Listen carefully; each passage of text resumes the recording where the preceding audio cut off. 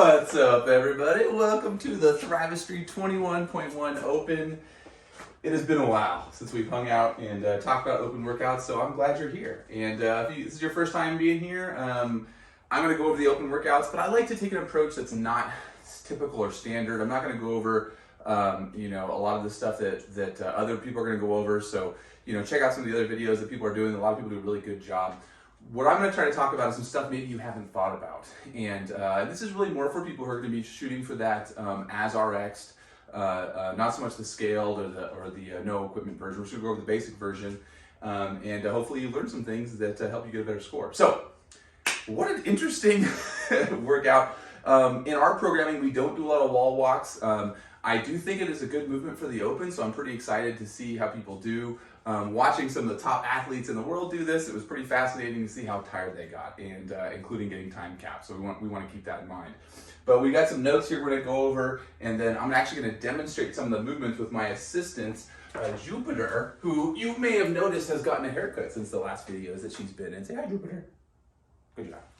So she's going to be my assistant coach, which means she's going to be all over me when I do these wall walks as I was getting everything set up. All right, so overall, let's talk about the reps. So there is 55 total wall walks and 550 double unders. So I'm not surprised that, I won't be surprised if a lot of people do not finish this workout. So setting a pace to try to finish this workout is going to be very aggressive.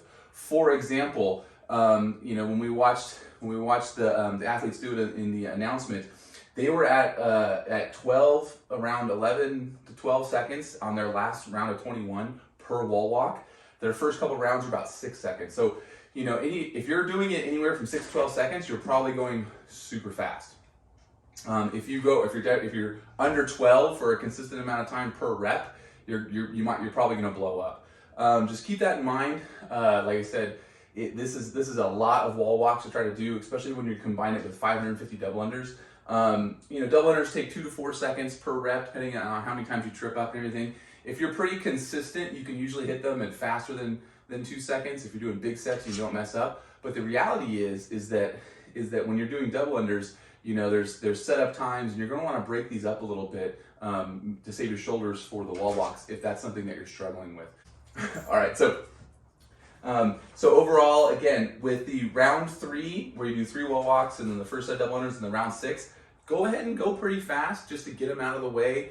Just make sure that you've checked the standards. We'll talk about the double unders and the wall walks a little bit more in these standards, but you always want to make sure you're very familiar with the standards and that you demonstrate them with the judge so they know what you're going to do before the workout starts.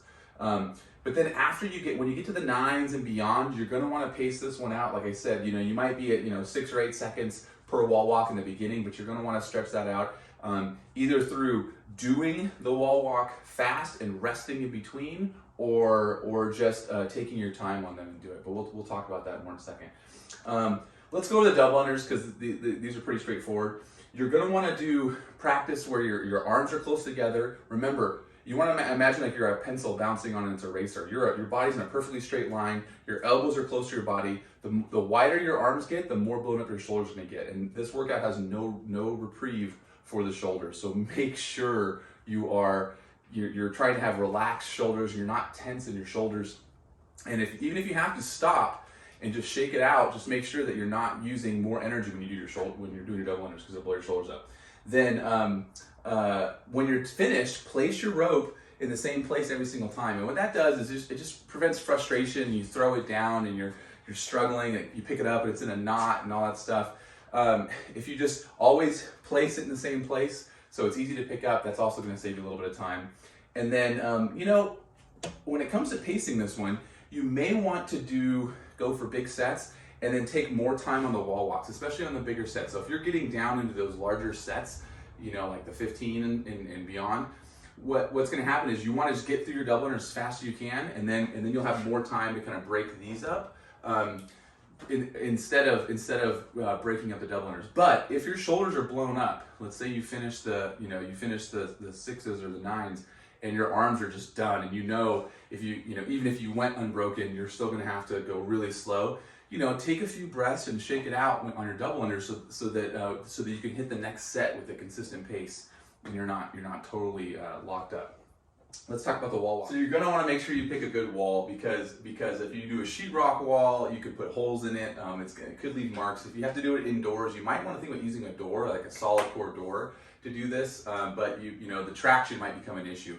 Ideally, you want to have a wall that has some traction on it because and that's one of the last things I put on here. But let's talk about it now. And that's, you want to wear shoes that have traction, because as you start to get out and get out to reaching out for this other line, you don't want your feet slipping off because you're tired and you're losing body tension. If you have a little bit more traction on the wall, it's going to give you more control, and you won't have to use as much muscle to hold yourself in that position. So, you know, I like using shoes with traction in a wall that has some, you know, it's not super slippery. If you have the option. So, you know, the one thing I think everybody is already probably by the time you've seen this video, I hope you've practiced these. These are different if you've done them in a workout. They're different with the tape measurements. So just make sure you're practicing them. Make sure you understand the standards where some part of your hand has to touch the tape at each point, and how you have to get full contact on the floor. One of the things that I also mentioned on here is that it's a little bit different in that you don't have to touch your body to the wall. You just have to touch the tape, which I think is a good standard. It makes it a little easier for the judge. They don't have to get in there and look, and it's a little bit less ambiguous. I do think that's a good standard. You'll notice that like I have a little step here. You want to measure it from the wall to the tape, not off this step, because this is where I measured from my feet for the tape for the shoulders. So just make sure that you're consistent with if there's any sort of ledge or step there, so that it's legit. Now the biggest thing with these is the tendency is to go fast and to do a push-up when you're coming out of the hole. And the problem with that is this is a lot of reps and your shoulders are tired from the double unders. So if you're doing a push-up, your shoulders are going to blow up that much faster. So you do not want to do a push-up. And the other thing is as you're placing your feet on the wall, which I'm about to demonstrate, is you want to get in that fully locked position where your shoulders are activated and your elbows are straight, so you're not having to press out as you're climbing up the wall or as you're reaching your foot up for the wall. And so you want to make sure you have locked elbows and shoulders, and you're not doing a push-up as you come up. Now the other thing I think is going to be helpful for a lot of people is that first step should be a pretty big one. Remember, as you come up, the higher you place that foot, the easier it's going to be, and the bigger steps you can take with your arms. If you place your feet low, it's going to require a lot more steps and a lot more time to get there. Let's talk about these. Let's talk about these as a global thing as well. So, with movements like this that take a long time, first of all, you want to avoid no reps like crazy, because if you get part way up and they no rep you, or you're part way down and you fall, that's a ton of wasted energy and time. So no reps on these are going to be really bad. But the other thing is if you take a long time because you're fatigued, it takes a lot more energy because you're moving slow. So what you want to do is try to get up fast, get down fast, and then rest on the ground if you can. Don't try to like grind it out and grind it back. And that's where having a friend help pace you, or the judge talk to you, to get you up and get you down, and then rest where you're on the floor, instead of just trying to keep grinding it out, because that will actually cost you a lot more energy and you won't be going much faster. And just make sure that you're hitting the tape every single time. Like I said, you don't want to get no rep. So I'm going to attempt some of these, and I know Jupiter's going to jump all over me, so bear with me. All right, so obviously you start with everything on the ground, fingers on the tape, and now what you're going to see is I'm going to peel myself up a little bit, but really after that I'm going to actually shoot my butt out, and so I'm really trying to use my arms as little as possible. I do not want to be pressing with my arms. If you have to, technically you could even bring your knees up if you have to after you start, right? So you touch everything down, leave your fingers on the tape, and then you can kind of peel yourself up and get into position first, and then reach back with that leg. But for most people, they're going to be able to come up. I'm shooting my butt up. Now I'm going to take my leg and reach up. Now if you reach really far, it's going to be, I'm hyperextending my back. I don't want to do that, but I want to make sure that I've got my foot on that wall. But I'm going to lock those elbows and shoulders, and then press up like this. And you see now I'm already pretty high up the wall. I'm gonna lock my hands. I'm gonna do that touch, come back. Now, I'm gonna reach for that tape and then step down, right? So I'm always gonna, when I come down, I'm always gonna be looking for that tape. As soon as I touch the tape, thank you, Jupiter, I'm gonna bring that foot down. You could slide your feet down when you're tired. I wouldn't be surprised if that happened. But ideally, after you come up and touch, after you come here and touch, you know, good rep, looking for the tape, foot down, right? And then I'm back here. That's Jupiter saying, good rep. Thank you, Jupiter. Thank you so much for all your help.